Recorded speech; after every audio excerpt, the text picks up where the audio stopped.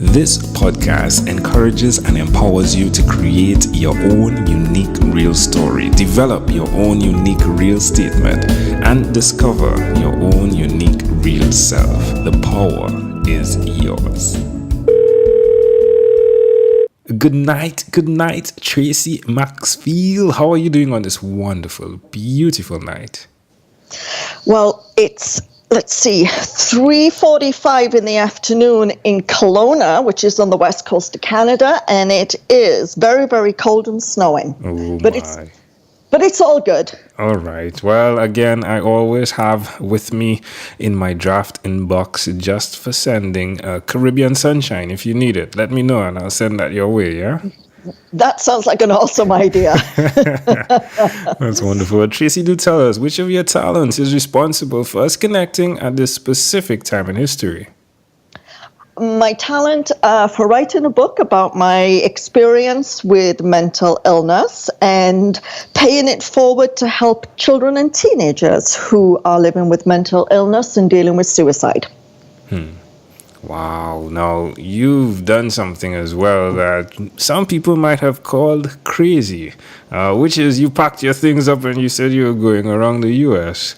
That's right. Tell me, what's the fine line between that and a situation where there is mental illness? Well, I didn't do it because there's something wrong with me right now. After I had my major depressive episode and I fell down the rabbit hole and had to deal with suicide and everything, when I finally started recovering and made it out of the rabbit hole and wrote my book, it gave me a different perspective on life. And I realized what is really important in life, and it's not materialistic things. And I also I'm 55 years old, and so we start thinking of our mortality. And I really wanted to do something good. And I had the opportunity, and I had the finances, and so I decided I would sell my home, donate my possessions, because they're just material things. And I would commit to traveling in the USA and go anywhere, wherever they wanted me to talk and help support the kids, but educate people about mental illness and bullying and suicide in children and teenagers and see if I could make a difference. And that's what I'm doing. That's what I did. Encountering lots of brick walls because there's so much stigma and people obviously don't like talking about it. But slowly chipping away, and I'm starting to get through to them via different media outlets, podcasts especially, radio and TV. And I'm also going to the Teach conference in Jacksonville in 3 weeks. Sweet. That's amazing. Wow, you've been doing a few things. You're totally committed, aren't you? Definitely. And it was my experience in the rabbit hole. I mean, I've always been a professional woman, nursing, paid off my home, looking to a future which was very different. And then after you go through an experience where you're planning to end your life and having to fight to live, it does give you a whole new perspective and you start living in the moment. You become more appreciative of the little things in life. And I figured if I had a tough time when I'm an adult, how on earth are we going to expect our kids to try and deal with depression and anxiety and OCD and all the other things that they have to go through? And so it's, as I said, it's kind of my way of paying it forward on what I call my new life journey. Where's the best place for someone to follow this journey? Best thing to do is go on my website, www.traceymaxfield.com, and you'll find out all my different media appearances you can log into. So this podcast will also be on there, and lots of great articles to help people. And I'm also planning my event in Seattle, which will be in April, and that's going to be for children and teenagers with mental illness. And it's called Engage, Educate, and Empower. Are you going to do a podcast at some point in time?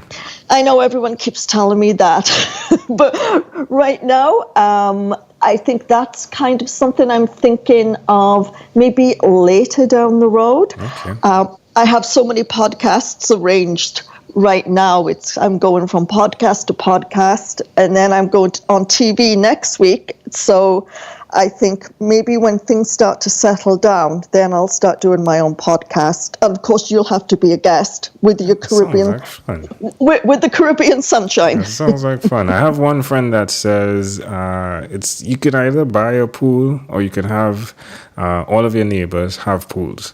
And I guess it's like that, right? Like there's so many podcasts and the opportunity to dip in other podcasts and share your message. It's a grand opportunity. You don't have to do a podcast, yeah? No, I don't have to. Lots of people have encouraged me to think about it. And that is something that I would certainly think of in the future. But right now, I believe the more I talk and share my story, then if anyone's listening that's going through some troubles and it helps them, then that's what I want to do. It's education and offering support and help. Well, I love it. Well, I do cheer you on, my friend, and I appreciate your service, because what you're doing definitely takes sacrifice. We live with material things. We're accustomed to it, and adjusting does take some time, and it's a sacrifice. And I'm glad that you've decided to do that for so many other people. So again, salute to you and what you do. Let's switch gears for a moment now. Let me invite you into my time machine that is surrounded with beautiful, warm blue Caribbean water. Tracey, sounds good. What is your earliest childhood memory? Oh my goodness. Well, I'm going to have to go for a pleasant one because I did not have a very nice childhood. My earliest childhood memory was 2 years old, applying a bandage to my teddy and applying an arm sling. That's when I knew I wanted to be a nurse. Oh, that's amazing. At 2 years old. Wow. 2 years old. That's what I wanted to be. And I vividly remember the dress I was wearing as well, figuring out how to bandage, and it took me a few goes, but then I finally did it. Wow, that's amazing. Was your mother a nurse or a family member? No, nobody. It was something that I instinctively I wanted to be. I knew I was supposed to, and I always went. I always did that nurturing, caring component throughout my life. But yes, at 2, bandaging my teddies. I remember my grandparents gave me a doctor's bag for Christmas, and it was the plastic stethoscope and thermometer, and I would have them all in my little hospital, which was my bedroom, and look after them. That's amazing. Can I offer an interpretation to the thought picture you created in my mind with that memory? Sure. I love the concept of who needs aid sometimes. The teddy bear looks so strong metaphorically in the imagery. Yes. However, even that individual, that personality needs help.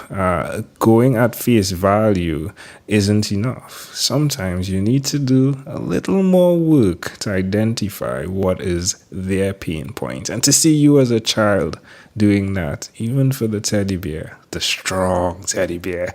I find that pretty amazing that you're doing that for so many other individuals now. Mental illness is something that cannot be seen every time. Absolutely. It's invisible, and you really have to get to know the person and stop judging.